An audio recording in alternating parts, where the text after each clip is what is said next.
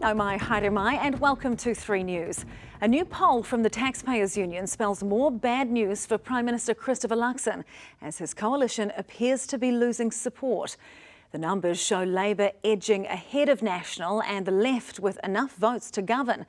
And Luxon's handling of the Andrew Bailey resignation may not have helped. Senior political correspondent Jenna Lynch has more. Andrew Bailey has always been an adventurer, from being the first to follow the route of Lawrence of Arabia on camelback, Jordan. 2,425 metres. to a tipple at the North Pole. I used to start a party like this with champagne, vodka, but we never had the Arctic ice. Thank you, Maestro. To tripping through Mongolia. Oh, it's pretty cool, isn't it? Peace! Eh? Going away with your sons and doing fantastic things. What's wrong with that? No one can argue with that, but his latest trip, well, that's a different story. I held their arm. Swiftly following his resignation after manhandling a staffer, Bailey gapped it to go climb Mount Everest. Well, to base camp at least. Well, look, I'm relaxed about Andrew Bailey taking some time out. It was a pretty significant and big decision that he made to resign. The trip was not planned in advance. You personally signed off on that leave?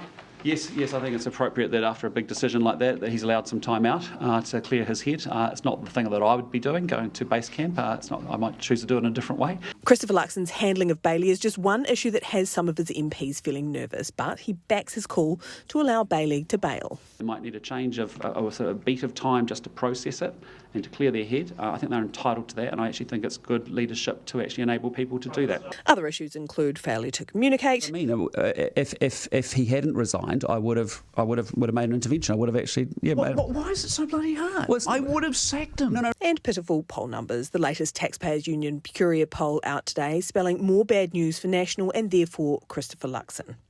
I think me talking about myself and polls isn't particularly helpful. I think what's actually really important is getting into the work and fixing things and getting things sorted for...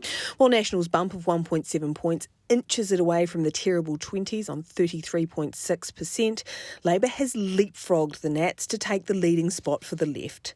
34.1%, up 2.8 points. The Greens have had the wind knocked out of them, 10%, down 3.2 points. ACT tumbling to 7.7%, down 2.3. Te Pāti Māori picking up though, 6.5%, up 2.1, while New Zealand First is sailing mighty close to the wind, just above the 5% threshold required to get into Parliament, 5.1, down 1.3 points. Voters turning their backs on the coalition. What I'm hearing is that they are deeply angry and frustrated with a coalition government that is forging ahead with cuts to everything that New Zealanders care about. I think what New Zealanders are used to seeing from Christopher Luxon now is a string of slogans rather than solutions. In the House, where it counts, you need 61 to win. Labour and National are so close, it's 42 apiece. The minors making it or breaking it. ACT's 10 and New Zealand First 6. 58, the right loses the right to govern. While the Greens and Te Pāti Māori push the left over the line to 62. There's a trend of Labour overtaking you. Well, I'd just say to you, look, I never have obsessed too much on polls, as you know, when we've talked about them in the past, and it's the same position.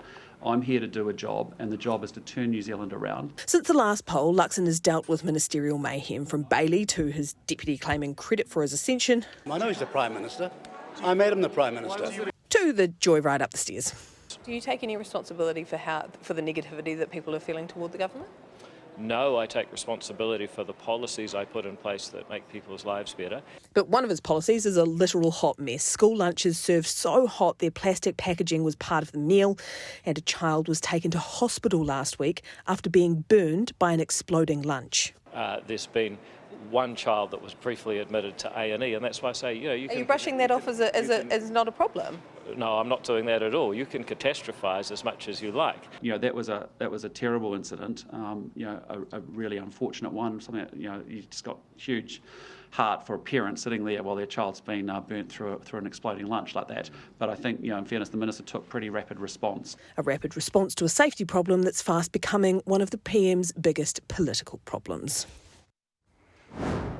Well, OK, Jenna, how can the Prime Minister turn this around?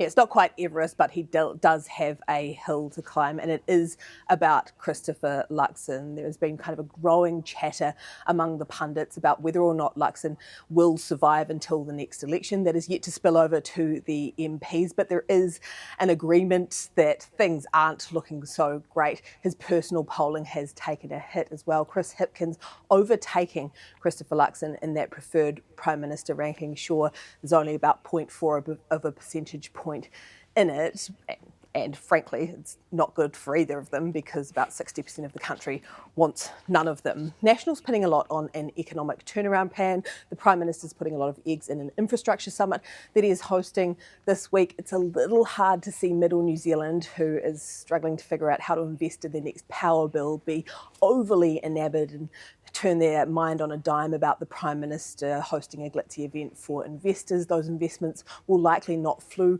through for a long time. The economic turnaround plan is a long-term one. Sure, by the election next year, Kiwis might be feeling a bit better, but the question for Luxon is, can he do something short-term to calm that chatter in the newspaper columns?